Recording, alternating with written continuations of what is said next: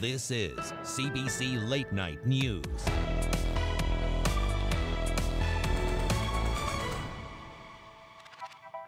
Good evening, I'm Marivelle Tarouk. About 700 people are still displaced from their homes tonight after Friday night's fatal fire in North York. Many residents say they're traumatized after the fire. Angelina King has the story. It was kind of gut-wrenching. It was surreal. David Myers watched as his apartment and everything in it went up in flames, including photos and belongings of his late brother. It's like I was watching my life go up in flames. I felt like I was in the apartment. He wasn't, but he saw someone who was stranded on a balcony. When he came out of his unit was already engulfed in flames. He says people grabbed mattresses and put them on the lawn, trying to help. Started waving his hands like, help, help, help, help. And it was like, jump, jump, jump, jump, jump. Try to climb over to the next balcony. Myers says that's the last he saw of the person. It's left him feeling lucky to be alive. He recently lost his job. All he has now are the clothes he's wearing and his backpack with his resumes. One by one, tenants lined up to be escorted inside the building to get essentials, if their belongings were spared.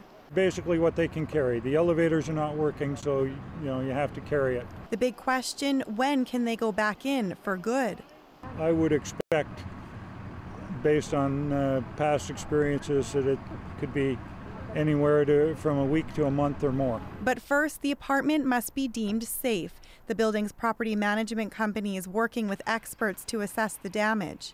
The full court press right now is to get the landlord to get up to speed on the repairs and to basically move people back into the building and into their lives. Meanwhile, this tenant is reliving Friday night. It was terrifying. I'm traumatized of it right now. Right now, I'm very hopeless, homeless, everything in one. I must say, it's very sad. About 60 residents stayed in a nearby community center, 12 of them children. Today, they were moved to a shelter at York University. Myers says he's appreciative to all those who have rallied to help. That's what I guess I'm going to take out of this tragedy. There's still no word on when residents can go back home. The city says it provides shelter and services for up to 2 weeks in an emergency like this one. Then after that, it's up to the property owner.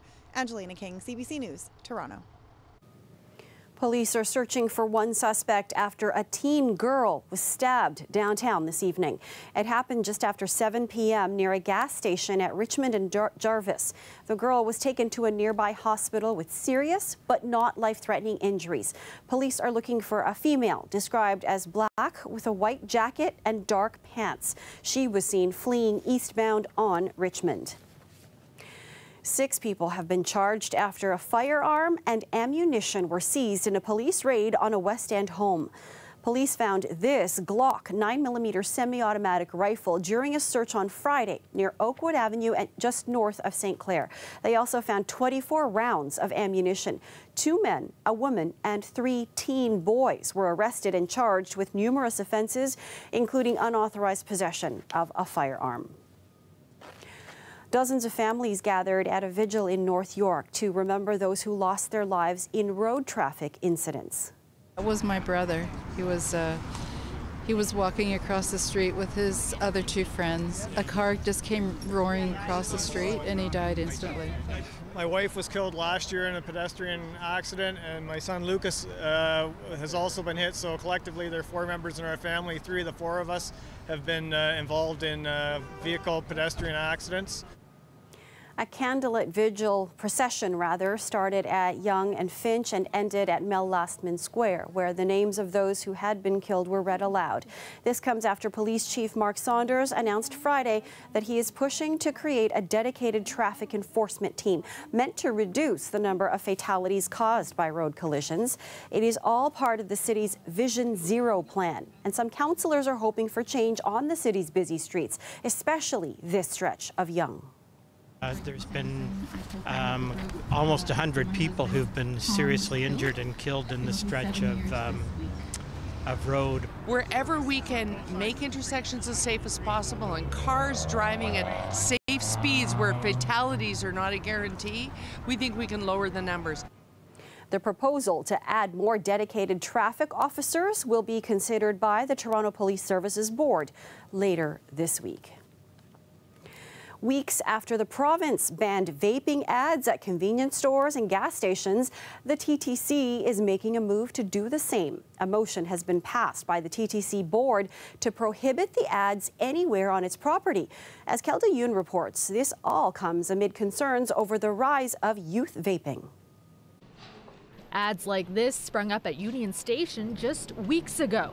They are by a company called Vype, which is owned by Imperial Tobacco. When those contracts are up, those will be down permanently. Councillor Brad Bradford is on the TTC board that passed the motion to ban all vaping ads on their transit system. We have more than 1.7 million riders every single day. Many of them are young people. There's been a big uptake, over 75% in young users, and that's something that we need to stop now. Samuel Tam, the president of the Canadian Vaping Association, agrees. I mean, Perfect Puff, Hit the Spots, those aren't messages where we want our kids to be exposed. The association represents more than 300 vaping retailers and manufacturers across the country. And our message has always been, if you're not a smoker, don't vape. These products were intended for adult smokers that want to transition to a less harmful alternative, and that remains our message. But he admits it will be more challenging to get that message across with increasingly new restrictions. Canadians should have the privilege to know that vaping is less harmful, but I think the challenge is how are we still be able to deliver that message without exposing our youth. I don't think the TTC should be, presenting that as an alternative to anything. The Canadian Vaping Association says it is working with Health Canada to find ways to still promote vaping as a safer alternative for longtime smokers without inspiring young people to start. Kelda Yoon, CBC News, Toronto. Let's do our first check of the weather tonight with Marta. Okay, we started off last week with some snow.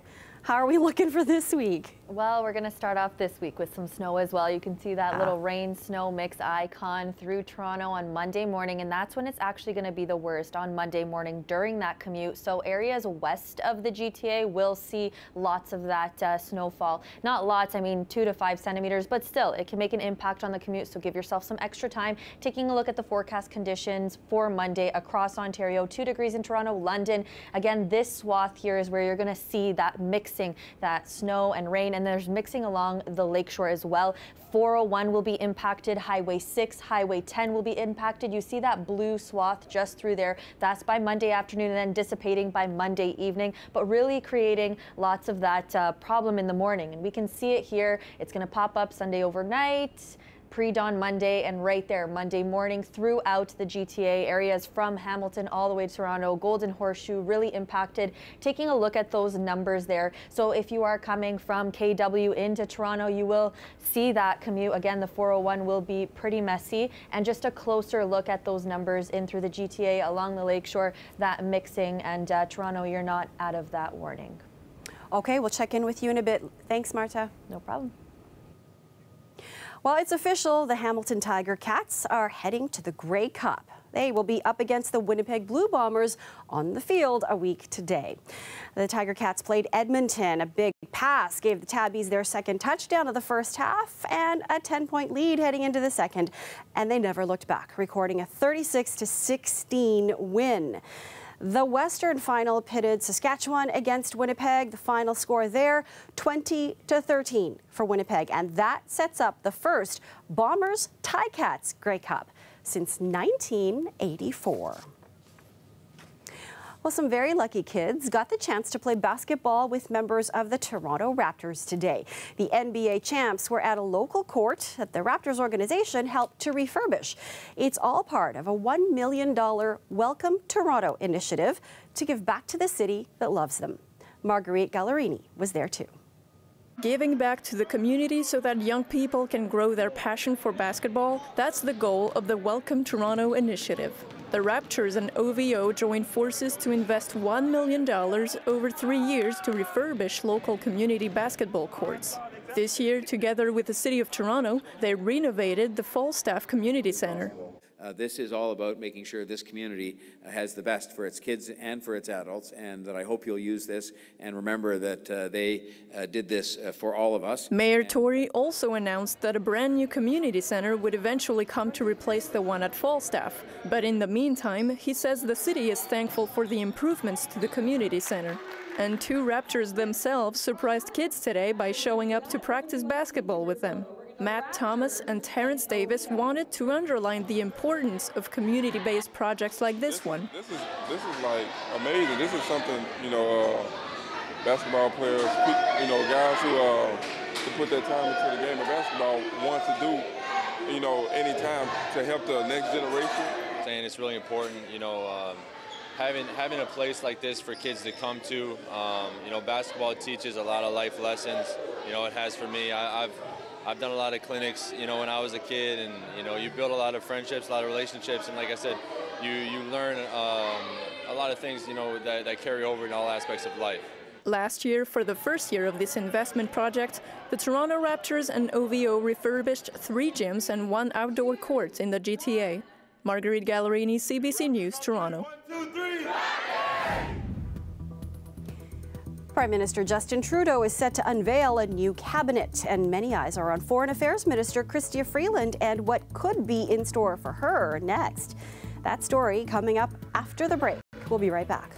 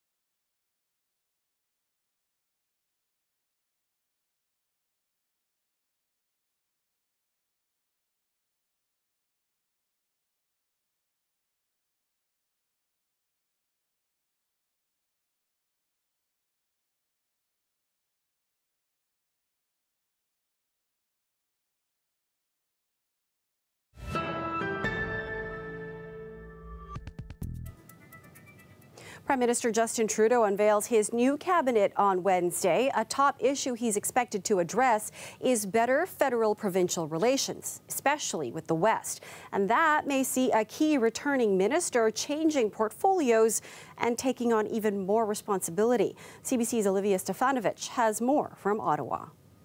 In just 3 days, Prime Minister Justin Trudeau will arrive here at Rideau Hall to meet with the Governor General and reveal who he's picked to sit around his table and lead the country. There's potential for big change. Trudeau is being advised to move Foreign Affairs Minister Chrystia Freeland into a new portfolio and name her Deputy Prime Minister. The idea is being discussed behind closed doors, according to a source with direct knowledge of the talks. The new role would give Freeland the opportunity to focus on domestic issues. They're also considering naming her Intergovernmental Affairs Minister to focus on unifying the country. The Trudeau government was completely shut out of Saskatchewan and Alberta during the election, so it's identified Western alienation and frustration as an issue that needs to be addressed. Sources also tell CBC News that the Trudeau team is considering creating new portfolios and examining the ministries that currently exist to make government more effective. Whatever changes happen on Wednesday, they will give Canadians a clear picture of where this government is headed, no matter how long it should last. Olivia Stefanovic, CBC News, Ottawa. To Washington now, where the second week of public impeachment hearings is set to begin, and it comes after the Republicans lost another state election. As the CBC's Paul Hunter tells us, every development there, big or small, seems to be taking on added significance.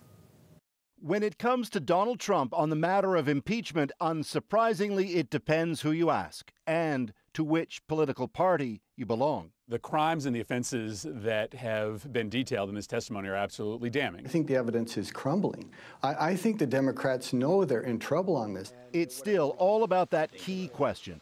Did Trump abuse the presidency by leveraging U.S. military aid, trying to pressure Ukrainian President Zelensky into finding dirt on Trump rival Joe Biden? Said the most powerful Democrat on Capitol Hill today, Trump is worse than Richard Nixon, who famously quit before he could be impeached. At some point, Richard Nixon cared about the country enough to recognize that this could not continue. Which brings us to this coming week and a potential game changer.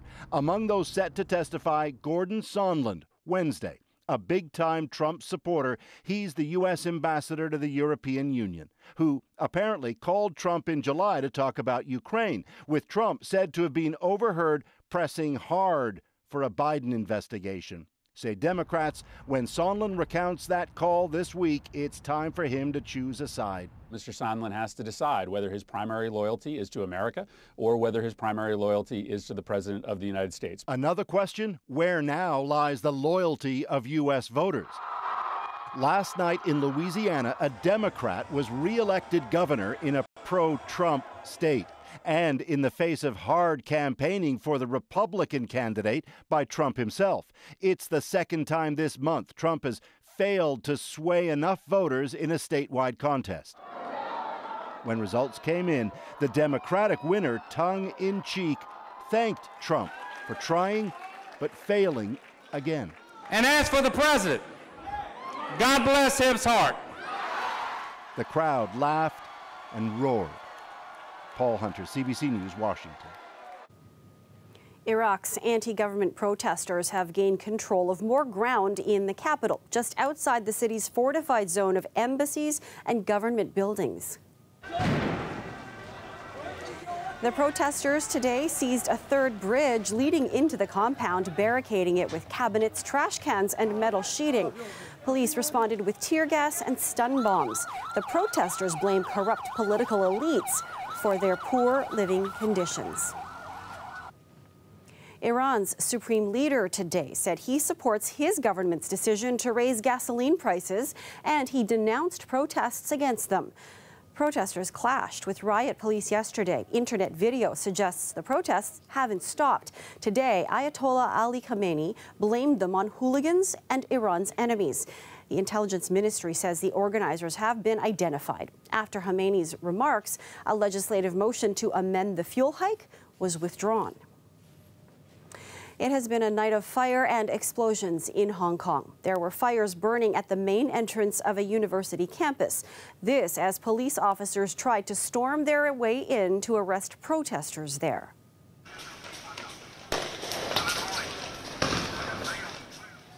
These are some of the images we're getting from inside the university. Protesters had hunkered down behind makeshift shields and were hurling firebombs at the police. The standoff had blocked a vital tunnel link. Earlier Sunday, the clashes led police to issue a warning.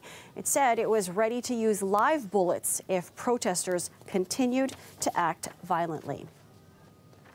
To Europe, where for the third time in a week, Venice has been hit by another historic high tide. Officials say the tide peaked at 1.5 meters. Stores and museums around St. Mark's Square were shut down, and tourists scrambled for transportation to the mainland before it was interrupted. A state of emergency is in effect. The flooding's the worst Venice has seen in 50 years. It's great. It's a tradition. We try to come every year. The route may have changed, but so much about Toronto's Santa Claus Parade remains the same. We'll bring you the sights and sounds of this annual event. Stay with us.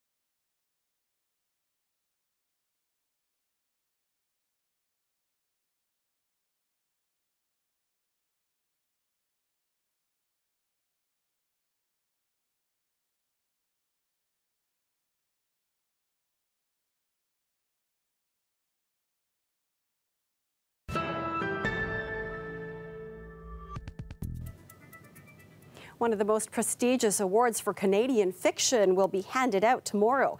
We're talking about the Scotiabank Giller Prize. The CBC's Yelena Adzik has the details. In terms of literature, in terms of art, it's about humanizing. That's author David Bismuskis talking about his intention behind Immigrant City. This short story collection is one of the 6 books in the running for the Giller Prize. Megan Gale Cole's debut novel is another contender. Small Game Hunting at the Local Coward Gun Club is a story set in Newfoundland, and it dives into the discomfort and tension that can sometimes exist between different communities. The novel for me is an act of resistance. Like, I am resisting social norms. Also set in Newfoundland, but with an even darker narrative, is The Innocents by Michael Crummy. Because of the subject matter, I had never wanted to write it. So once I started, I just thought, okay, the hell with it, I'm just going to do it as quickly as I can. Now, several of the Giller-nominated books deal with the feeling of alienation, such as Lampedusa, penned by Stephen Price. It's a world in which he feels like he doesn't belong anymore. Then there's Alex O'Lean, who wrote Dual Citizens. It's about 2 sisters with very different perspectives on reality. There's no such thing as one story that we tell ourselves about our lives. The last book rounding out the list of potential winners is Reproduction by Ian Williams. Here he reads a poignant passage. Army was making sure he would never tumble into what he feared most, what he smelled in her hair, poverty. We'll know what prose gets the prize when the Giller Award is handed out soon. Yelena Adzik, CBC News, Toronto. Marta's back with the long-range forecast. Okay, we know to prepare for some wet weather to start the week. Some flurries. Yeah, some flurries for Toronto, for the GTA. It's going to be mixing along the lakeshore, as I mentioned. I mean, if you're commuting from Kitchener, Waterloo, or a little bit west into the city, 401, Highway 6, Highway 10, those are going to be some of the more treacherous routes. I mean, we saw last week it's not going to be as bad as it was on Remembrance Day, but definitely any sort of precipitation and people, you know, forget to drive. Maybe people didn't get it last week and didn't put their snow tires on. Anyways, Monday afternoon, 2 degrees in Toronto. Let's take a look at the GTA. As I mentioned, that snow icon throughout and mixing a little closer to the lakeshore in Oakville, 2 degrees. If you're coming from Western Ontario, that's where those commutes will be a little bit rougher. Taking a look at that precipitation forecast, we're just going to take a look at it again just to remind people to be ready. So this blue swath coming in Monday morning, in through the afternoon, right around the commute time, and that's impacting much of the GTA, the Golden Horseshoe, and taking a closer look at that snowfall accumulation in through the GTA, anywhere between 5 centimeters along those routes that I mentioned, 401, Highway 6, Highway 10, coming into the GTA into Toronto and mixing along the lakeshore. Now, the next 3 days, this rain icon through here, that's more drizzle. Don't be, that looks a lot more rain than it's going to actually be, but it's drizzle. Monday will actually be more of a wet day than it will be on Tuesday. Taking a look at that long-range forecast, you can see Wednesday, and then by Thursday, this system comes in and it's bringing that rainfall in through the GTA. Toronto at 5 degrees, but it's also raising the temperatures up to seasonal or just below, which should be around 7 degrees for this time of year. It's going to be about 5 for Wednesday and Thursday. All right. Thanks, Marta. Well, even though it was a bit chilly, it was still a great day for the Santa Claus Parade. Hundreds gathered along the parade route for the 115th annual event. We spoke to those who braved the cold to catch a glimpse of Old St. Nick himself, and for many, it's a long-standing tradition. Hey, Mom, how do you like so far? I don't know, everything. It's great. It's a tradition. We try to come every year. It's wonderful. It's been a tradition of ours coming down to the parade for 12 years. I love it. I come every year since I was born. I love it. Same as my sister. We've been coming here for like 31 years, so it's amazing. He's having a blast. Yeah. We're here with family and friends, so we're having a really good time. That is dedication, and that is our show for you tonight. We're going to leave you with more of the Santa Claus Parade. You're going to see Mrs. Claus, Kris Kringle himself, and the mayor, all wishing everyone a great start to the holiday season. Thanks for watching. Have a great night, everyone.